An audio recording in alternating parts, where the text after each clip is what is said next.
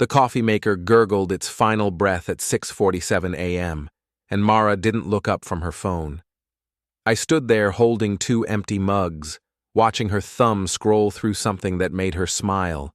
Not the kind of smile she'd given me in years, but something private, something that didn't include me. "Coffee's ready," I said. She replied. Not a word.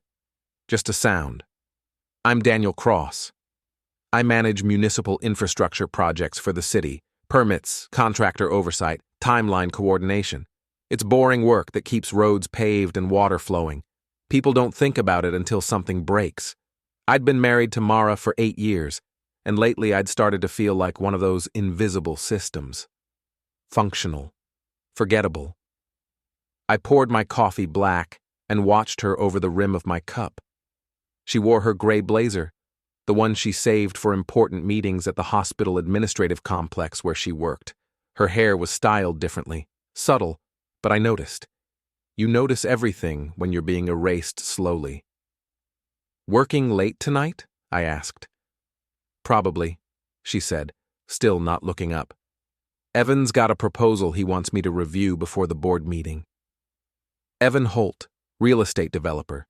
I'd heard his name 3 times this week. "Evan?" I repeated. "The guy flipping those properties near the waterfront? He's not just flipping, he's revitalizing." Her tone had an edge, defensive. "You wouldn't understand the scope." I sipped my coffee and said nothing. That's what you do when you're being dismissed. You collect the small disrespects like evidence. Not because you're paranoid, but because patterns don't lie. She finally looked up. "What?" "Nothing." "You're doing that thing where you stare." "Just drinking coffee," I said. She stood, grabbed her bag, and walked past me without touching. The space between us had grown measurable. Inches that used to close naturally now stayed open. She paused at the door. "I might go out of town this weekend," she said. "Just for a couple days." "Where?" "Visiting an old friend." "Which friend?" She hesitated. "Someone from college. You don't know them." I nodded slowly. "Okay." "Okay?" She sounded surprised, like she'd expected resistance. "You're an adult," I said. "You can visit whoever you want." Something flickered across her face. Disappointment? Relief? She left without saying goodbye. I stood in the kitchen for a while after that, thinking about the way she'd said Evan's name. Thinking about the weekend trip she'd announced, not asked about. Thinking about how I'd become someone whose permission wasn't needed anymore. My phone buzzed. Text from Caleb Royce, a private construction inspector I'd worked with on a dozen city projects. "Got those permit files you asked about. Coffee?" I hadn't asked about any permit files, but Caleb was sharp. He knew when something was off. I texted back. Usual spot. 20 minutes. The diner smelled like bacon grease and bad decisions. Caleb sat in the back booth, a folder already open on the table. He was mid-40s, graying at the temples, with the kind of face that had seen too many corners cut and too many lies told under oath. "Daniel," he said as I slid into the booth. "You look terrible." "Thanks." "I mean it. You okay?" I ordered coffee from the waitress, 3rd cup of the morning, and looked at him. "What's in the folder?" He pushed it across the table. "Holt Development Group, Evan Holt's company. You mentioned him last month during the Monroe Street approval review." "I mentioned a lot of developers." "You mentioned him twice. Then you went quiet." Caleb tapped the folder. "I ran a soft check. Thought you might want to know what you're dealing with." I opened it. Financial summaries, project timelines, permit applications. Everything looked legitimate on the surface, but there were gaps. Delays that didn't make sense, cost overruns blamed on supply chain issues, projects abandoned halfway through. "He's leveraged," Caleb said. "Badly. 3 properties in various stages of renovation, all financed on speculation. If one project fails, the whole thing collapses." Why are you showing me this? Caleb leaned back. Because you asked me to check on him. I didn't. Not with words, he said. But I've known you 8 years, Daniel. You don't mention someone twice unless they matter. And you don't go quiet unless something's wrong. I closed the folder. Thanks. That's it? Just thanks? What do you want me to say? He studied me for a moment. Whatever's happening, be smart about it. Don't do anything that ends with lawyers. I smiled without meaning it. I manage infrastructure permits, Caleb. I'm the least dangerous person you know. That's what worries me, he said. That night, Mara came home at 9:30 p.m. She dropped her bag on the counter, kicked off her heels, and poured herself wine without offering me any. How was work? I asked. Exhausting, she said. Evan's proposal got approved. Big win for the project. Congratulations. She looked at me like I'd spoken a foreign language. You're being weird. How am I being weird? You're just sitting there, in the dark. I hadn't realized I'd been sitting in the dark. The living room lamp had burned out days ago, and I hadn't bothered replacing it. I shrugged. Long day, I said. She drank her wine and scrolled through her phone again. That private smile returned. I watched her reflection in the window, how animated she became reading whatever was on that screen. How alive she looked when she thought I wasn't watching. About this weekend? She said suddenly. Yeah? It's just a quick trip. I'll be back Sunday night. Who's the friend again? Her jaw tightened. Does it matter? I'm just asking. His name's Troy, she said. We dated in college before you. It's completely innocent. The room got very quiet. Not because I was angry. Anger would have been easier. This was something colder. The kind of quiet that happens when you realize you've been losing something for months and only just noticed it was gone. An ex-boyfriend, I said. A friend, she corrected. We haven't seen each other in years. He's in town for a conference, and we're catching up. For a whole weekend. It's not like that, Daniel. I stood up slowly. When did he contact you? A few weeks ago. Why? And you're just now telling me. She set down her wine glass. Because I knew you'd react like this. Like what? Jealous. Controlling. I almost laughed. I haven't controlled a single thing you've done in months, Mara. You come and go whenever you want. You don't answer questions. You don't explain absences. I'm just supposed to sit here and pretend everything's fine while you plan weekend trips with ex-boyfriends. It's 2 days, she snapped. 2 days with someone I used to know. That's it. No, I said quietly. It's not. Her face flushed. What's that supposed to mean? I walked to the kitchen counter where my laptop sat open. I'd spent the afternoon cross-referencing dates, not because I was spying, but because I'm good with timelines. It's what I do for a living. Troy's conference ended 3 days ago, I said. I checked the hotel's event calendar. He's not in town anymore. Mara went very still. So either you're meeting someone else, I continued, or you planned this before he even contacted you, which means this isn't about catching up with an old friend. This is about something else. You checked his schedule? Her voice rose. You're actually checking up on me? I checked a public event calendar, I said. 5 seconds on Google. That's not surveillance, Mara. That's noticing when someone's lying. She grabbed her wine glass and threw it at the sink. It shattered, and she didn't flinch. I can't do this anymore, she said. I can't live with someone who questions everything I do. Then don't. She froze. What? I said don't. I picked up a folder from the counter. Not Caleb's file, but something else I'd prepared that afternoon. Divorce papers, already signed on my end. Just a weekend with an ex and you'd divorce me for that? She yelled. I smiled, not with warmth, not with regret, just the smile you give when you finally understand the punchline. Yes, I said. Papers already signed. Door's right there. Get out. She stared at me like I'd grown a second head, like the quiet, accommodating husband she'd grown used to had just revealed himself as something else entirely. You're serious. Completely. Daniel, this is insane. We can talk about this. I made a mistake. You made a choice, I said. Now I'm making one. Leave. She grabbed her bag and walked toward the door, then stopped. You're going to regret this.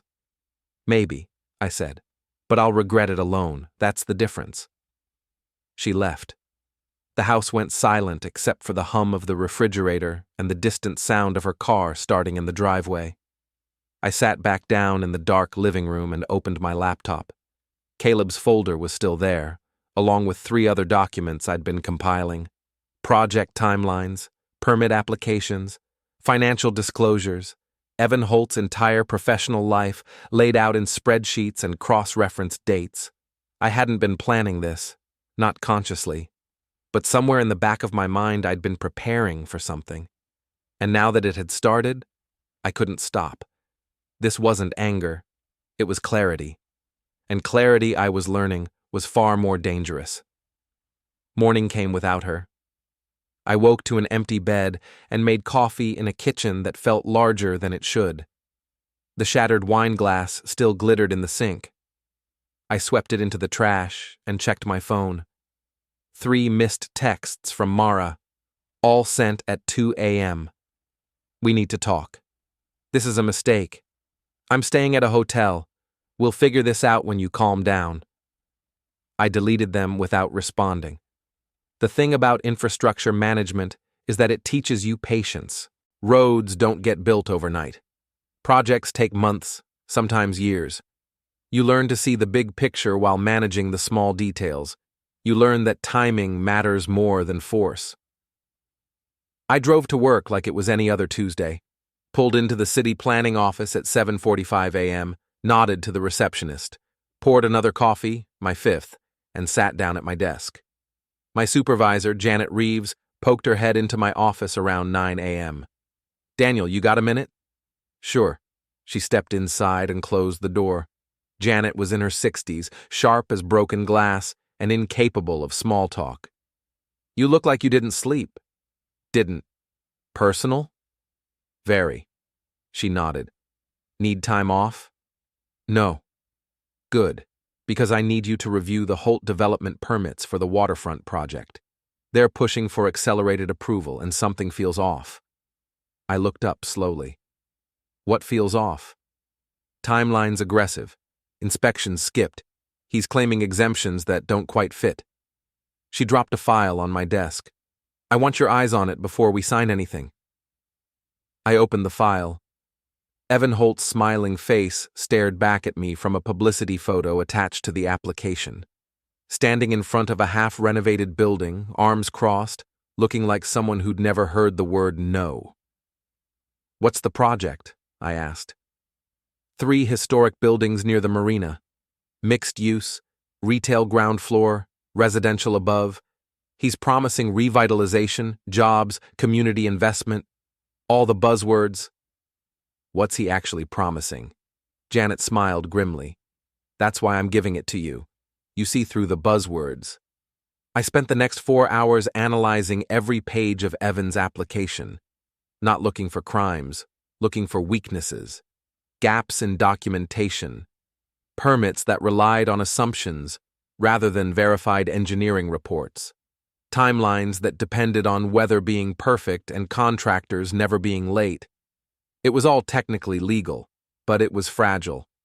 Around 2 p.m., my phone buzzed. Text from Mara. Can we please talk like adults? I responded. We did. Last night. Her reply came fast. You're being childish. This isn't you. I put the phone face down and went back to work. By 5 p.m., I had a list of 17 issues with Evan's permits, none of them fatal, all of them requiring additional review, clarification, or third-party verification. The kind of delays that add weeks to a timeline. Janet stopped by as I was packing up. Well? She asked. Needs more documentation, I said. I can approve it, but he'll need engineering certifications on the structural modifications, updated environmental impact assessments, and proof of contractor insurance for the historical preservation work. How long?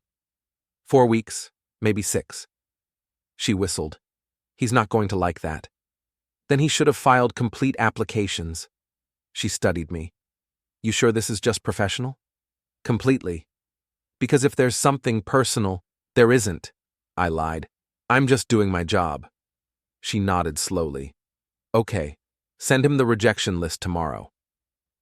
That night, I sat in my empty house and opened Caleb's folder again. This time, I didn't just read. I cross-referenced. Bank records weren't public, but project financing was. Loan applications filed with the city, construction bonds, insurance policies. Evan Holt was broke. Not obviously. Not in a way that would show up in casual conversation. But the numbers didn't lie. He'd borrowed against every property he owned. His company was 60 days from insolvency if even one project failed to close on time, and I'd just delayed his biggest project by 6 weeks. I smiled into my coffee. Around 10 p.m., my phone rang. Unknown number. I answered. Is this Daniel Cross? A man's voice, smooth, confident. Who's asking? Evan Holt. I got your rejection notice today. Figured we should talk. I leaned back in my chair. There's nothing to talk about. Your application was incomplete. Incomplete, he repeated. Right. Look, I know bureaucracy and I know when someone's dragging their feet. What's it going to take? Excuse me? To speed this up. You want a consultation fee? I can make that happen. I let the silence stretch. Mr. Holt, I said finally, are you attempting to bribe a city official?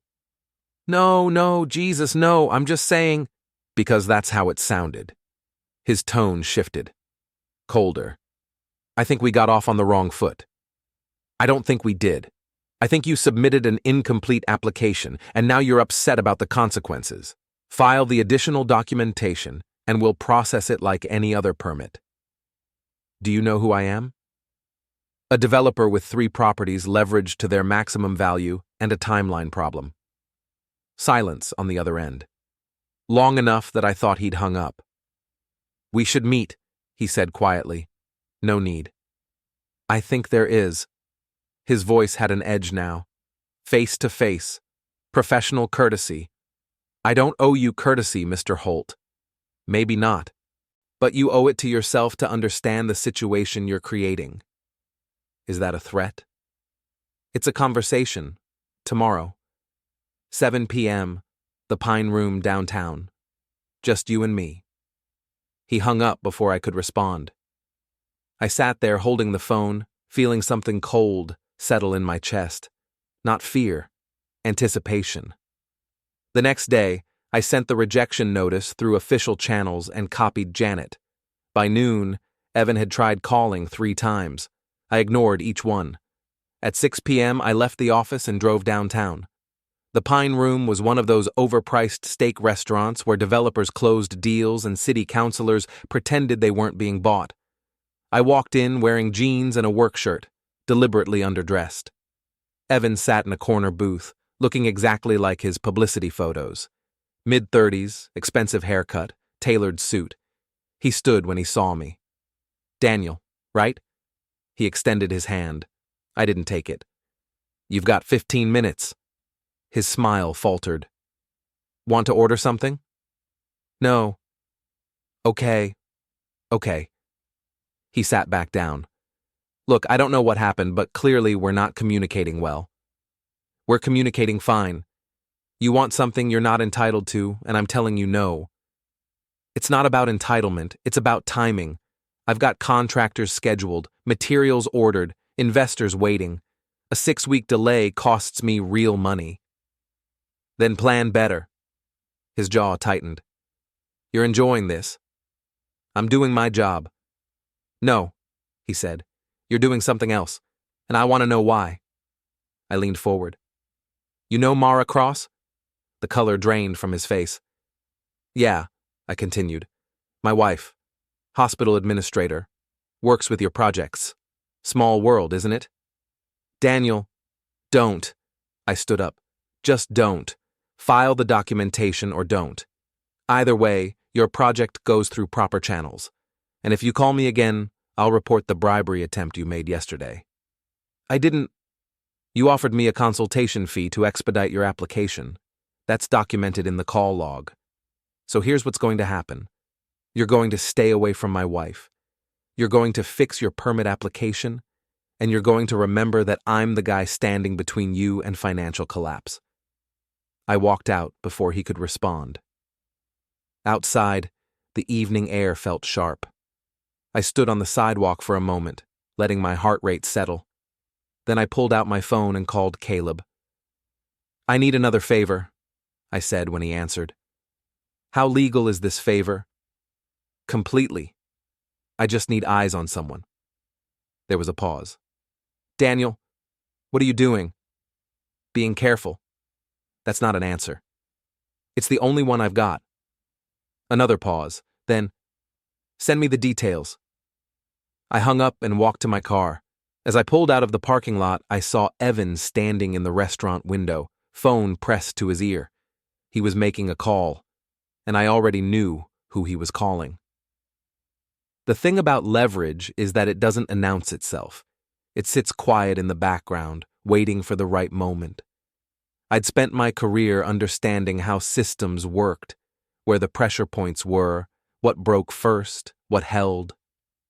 Now, I was going to find out if people broke the same way. 3 days later, Mara came back. She didn't knock, still had her key. Walked in around 6 p.m. like nothing had changed. I was sitting at the kitchen table reviewing inspection reports. I looked up when she entered, but didn't speak. We need to talk, she said. No, we don't. Daniel, this is ridiculous. We're married. You can't just sign papers and mean it? I closed the folder. Yeah, I did. She set her purse on the counter. Same spot she always did, like muscle memory. I made a mistake. I admit that. But this reaction is insane.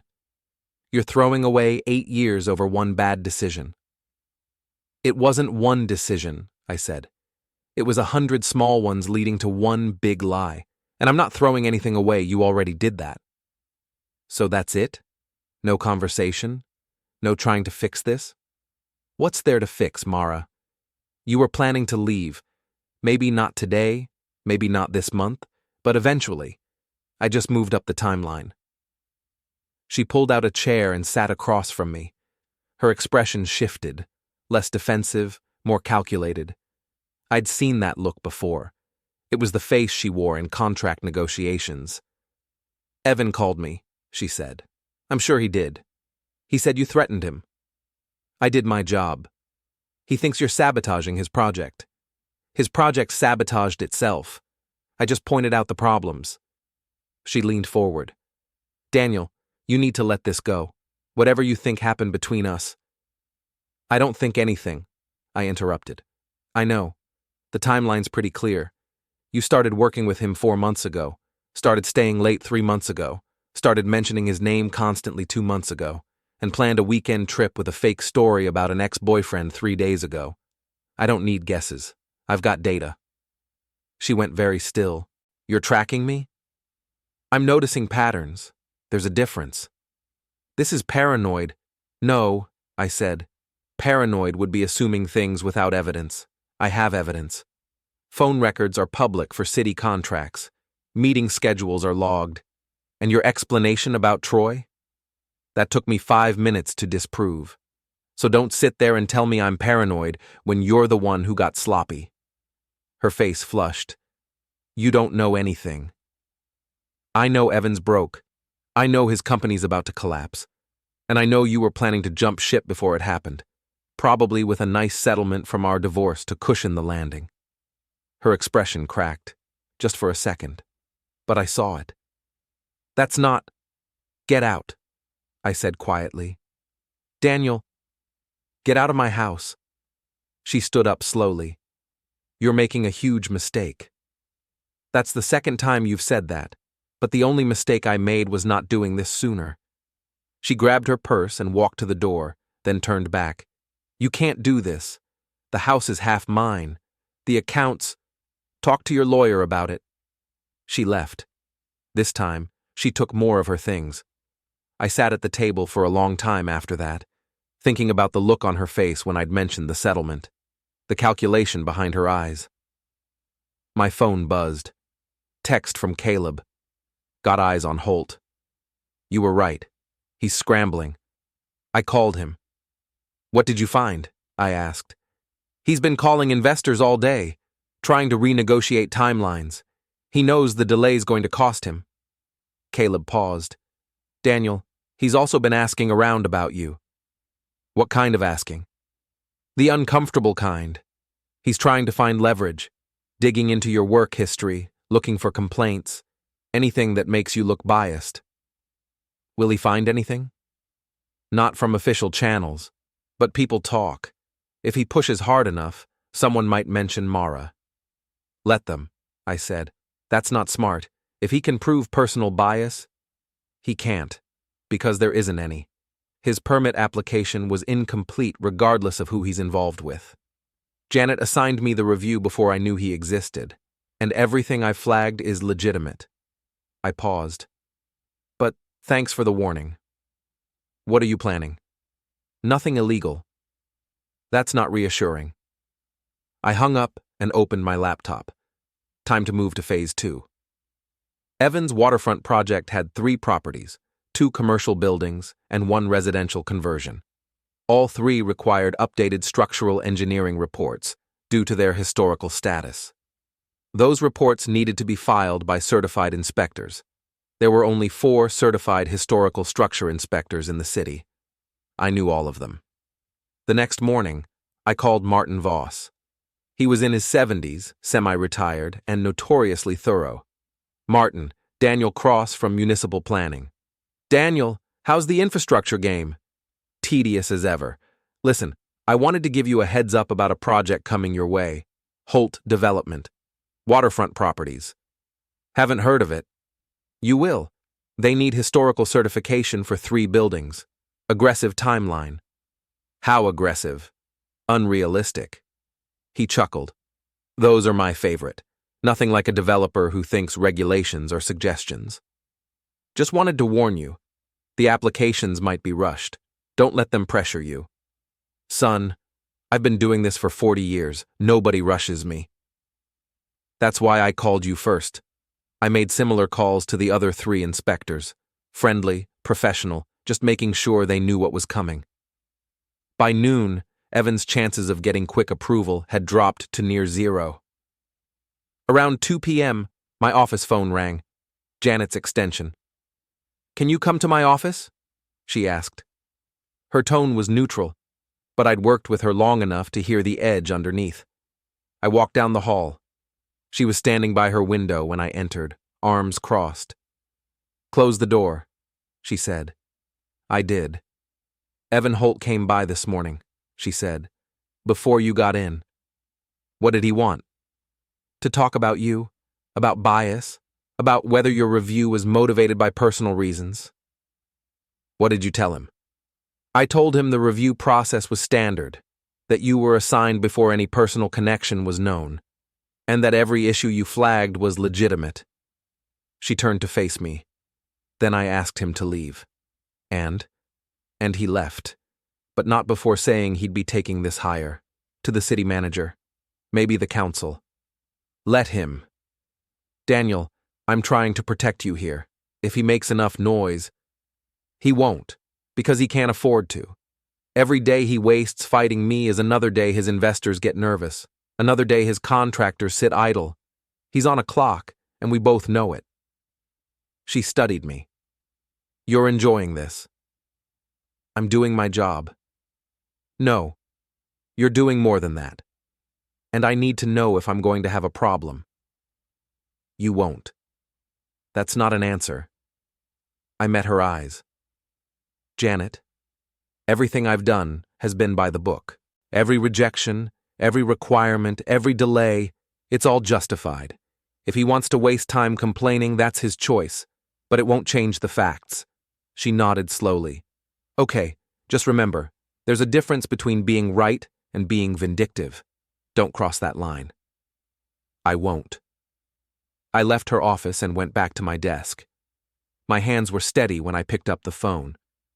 I called the second inspector, Rebecca Torres, 40-something, sharp, and known for catching things others missed. Rebecca, Daniel Cross. Hey Daniel, what's up? Got a project I think you should know about. Holt Development, historical properties on the waterfront. Someone already called me about that.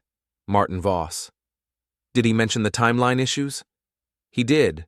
Also mentioned the developer sounds desperate. He is, which means he might try to cut corners. Thought you should know. Appreciate it. I'll keep an eye out. I hung up and leaned back in my chair. 2 inspectors warned. 2 more to go. That afternoon, I drove past one of his properties, the old Morrison building on 4th Street. Construction equipment sat idle in the lot. A sign out front promised, "Luxury living coming soon." I parked across the street and watched. After 20 minutes, Evan's truck pulled up. He got out, phone pressed to his ear, gesturing angrily at whoever was on the other end. I rolled down my window. "Problem?" I called out. He spun around. When he saw me, his face went dark. "The hell are you doing here?" "Public street. Public property." I gestured at the building. "How's the timeline looking?" He walked toward my car. "You need to back off." "Or what?" "Or you're going to regret this." I smiled. "Is that another threat? Because the last one didn't work out so well for you."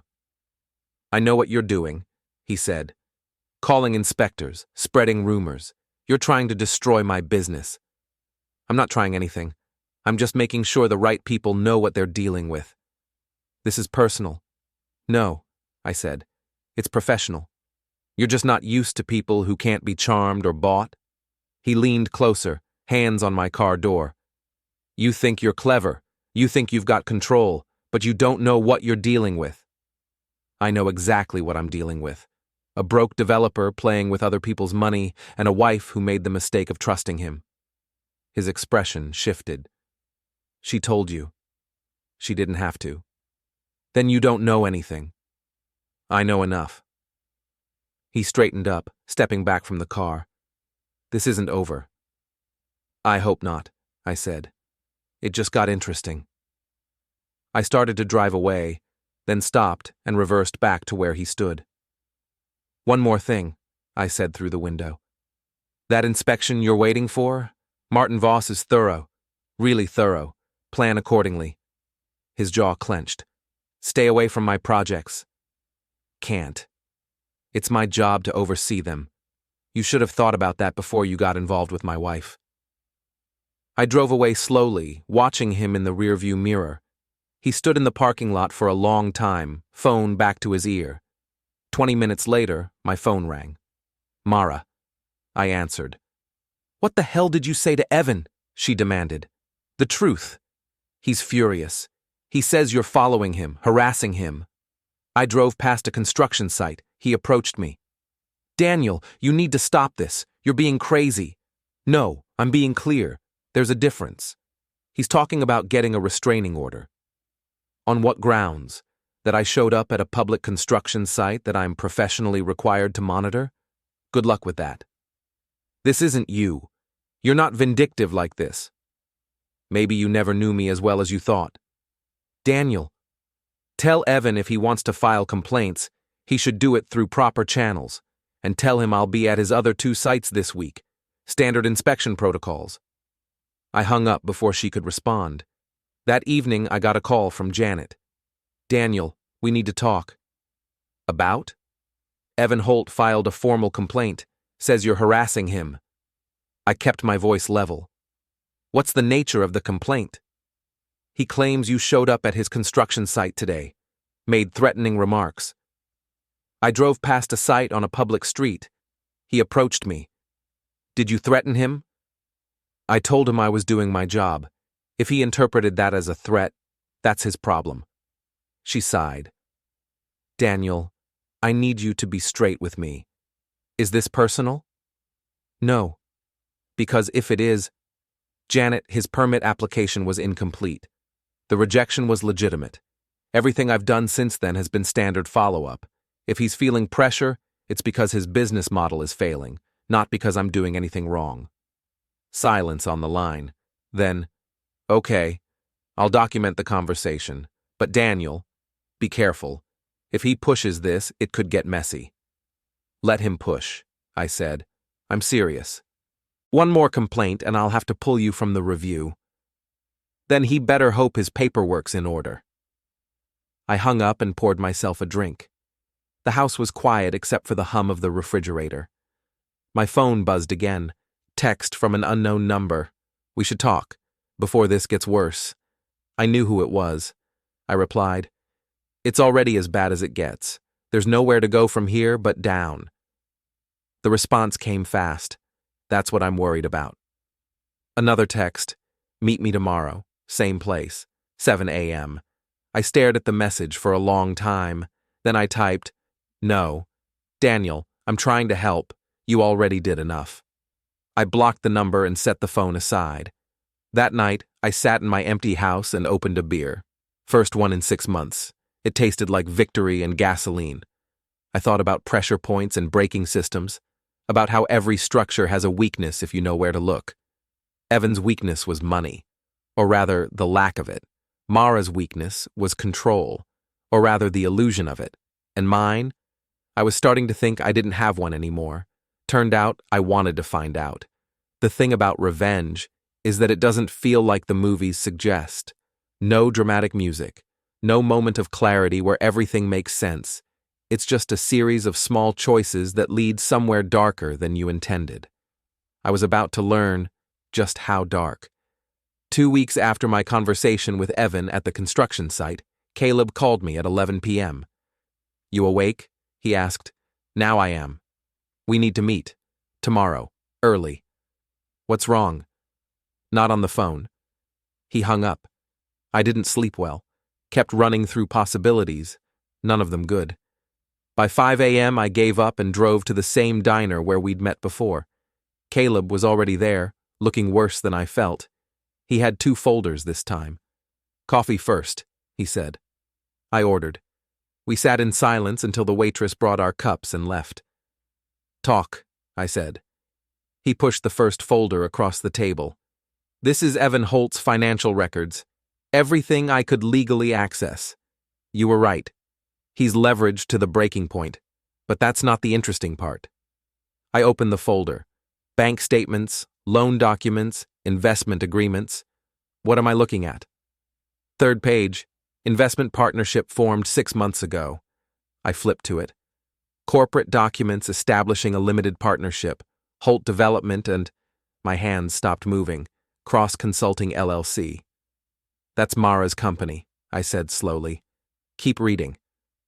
I did. The partnership was formed February 12th, 7 months ago. Capital investment, $150,000. Source of funds, joint savings account liquidation, my joint savings account.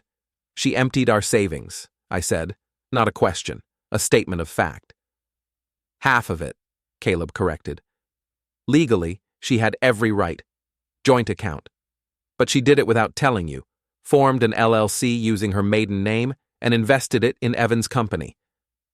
That's not an affair, I said. That's a business partnership. Keep reading.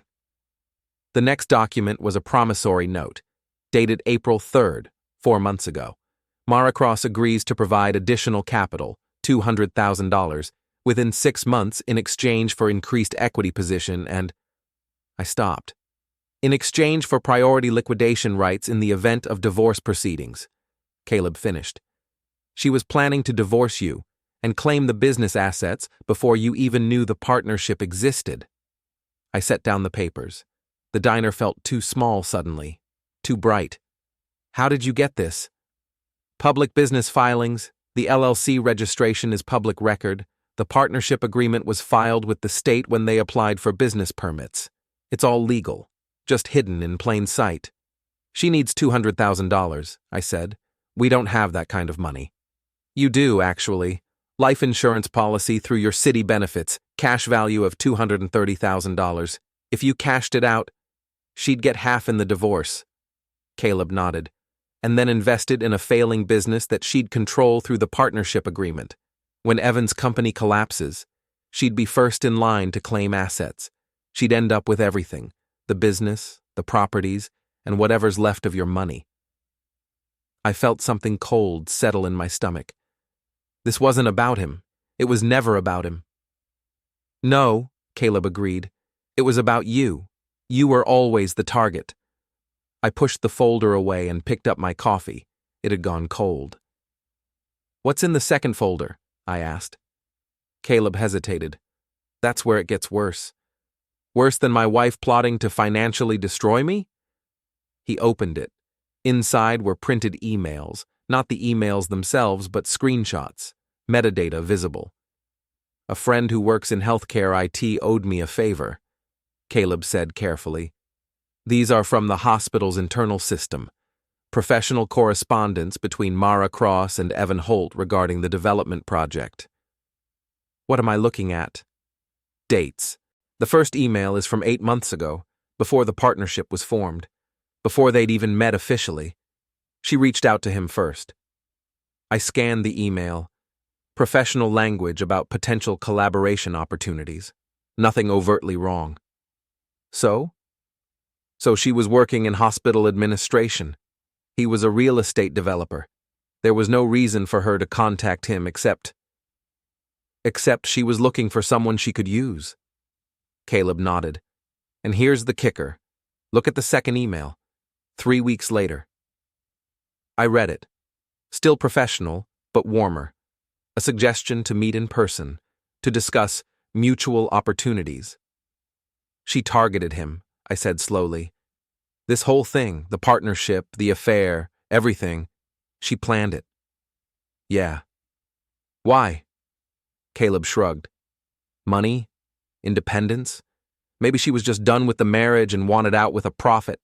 People do worse for less.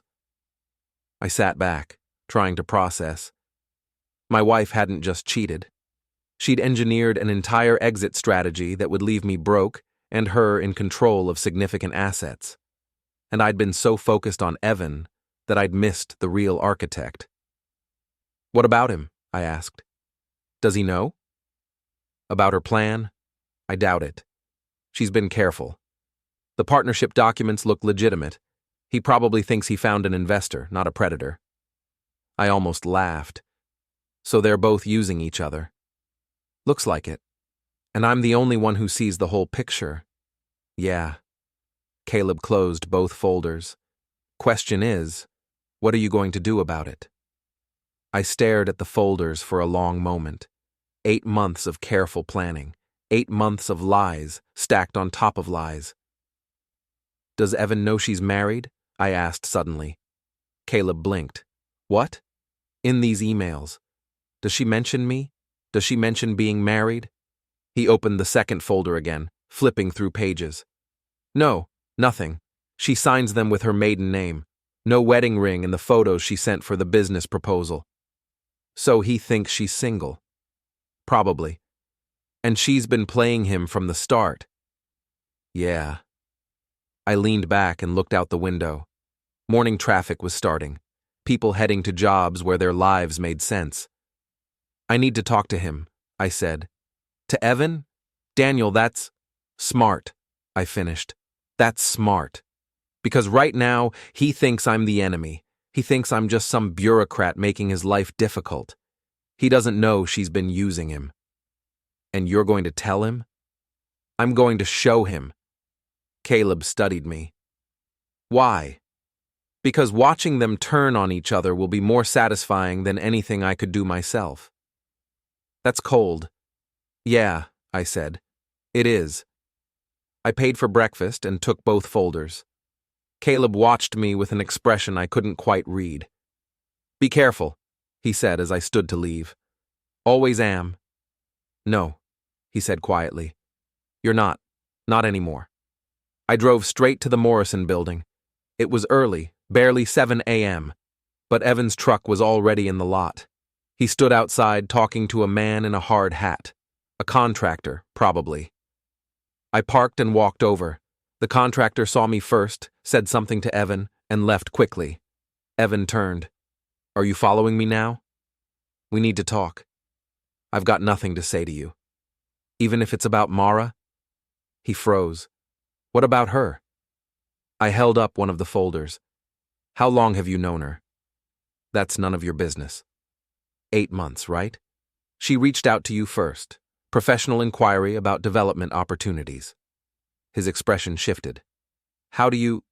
Because I have the emails. All of them. From the first contact, to the partnership agreement, to the investment proposal. You can't have those. Those are private business. They're public record, I interrupted. Filed with the state for the LLC registration. Anyone can access them if they know where to look. He said nothing. She never mentioned being married, did she? I asked. Silence. She told you she was single, available, interested in more than just business. You don't know what you're talking about. I know exactly what I'm talking about, and I know she's been planning this for 8 months. The partnership, the investment, the timing, all of it calculated. She's trying to help me, he said, but his voice lacked conviction. She's trying to help herself. You're just the vehicle. I opened the folder and pulled out the promissory note. See this? Priority liquidation rights in the event of divorce proceedings. You know what that means? It's standard business language. It means when your company collapses, and it will, she gets paid first, before creditors, before other investors. She walks away with whatever's left while you take the loss. He snatched the paper from my hand, reading it closely. She said this was just protection, in case the project failed. Protection for her, not for you. He looked up. Why are you telling me this? Because I'm tired of being the only person who knows what's really happening, and because watching you figure it out is going to be entertaining. You're lying. Am I? Call her. Ask her about the divorce filing. Ask her about the life insurance policy she was planning to liquidate. Ask her why she formed an LLC without telling me and invested our savings without permission. Our savings? Joint account. She emptied it to fund your first round. Didn't tell you that either, did she? His face went pale. Here's what's going to happen, I continued. Your company's going to fail because you don't have the capital to fix the violations. She's going to pull her investment and take whatever assets she can liquidate, and you're going to be left with nothing but lawyers and regrets. And you? I'm going to watch, that's all. Just watch while everything she built falls apart. I turned to leave. Wait, he called out. I stopped. If this is true, if she really planned all of this, then we should work together. We could both. No, I said. This isn't about revenge anymore. This is about consequences, and you both need to face them. I got in my car and drove away. In the rearview mirror, I saw him standing there with the folder, reading through every page.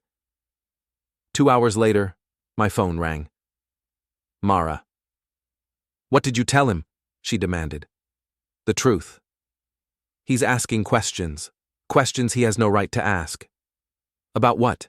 Your marital status? Your investment strategy? Or maybe about the partnership terms you never explained? Silence. He knows, she said finally. Yes. You had no right. I had every right. You used my money to fund a scheme that would have left me broke. The least I can do is make sure everyone knows what you are. Daniel, we can still fix this. If we talk to him together, there's no we. There hasn't been for a long time. You made sure of that. Please. I need this investment to work. If it fails, it already failed. You just haven't realized it yet. I hung up. That afternoon, Evan called the city office and withdrew his permit applications entirely. All 3 properties, effective immediately. Janet came to my office with the notification. He pulled out, she said. Complete withdrawal. Said he's dissolving the company. When? Just now. I thought you'd want to know.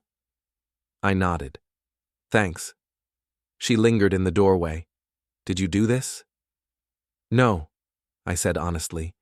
He did it to himself. I just made sure he knew what he was building on.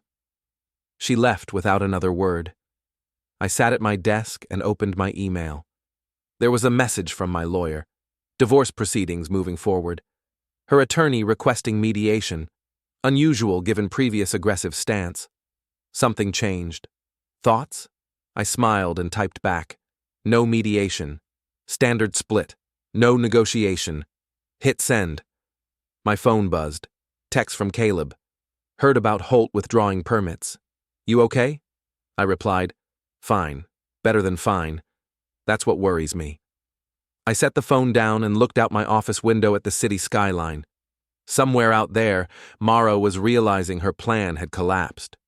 Somewhere, Evan was calculating his losses.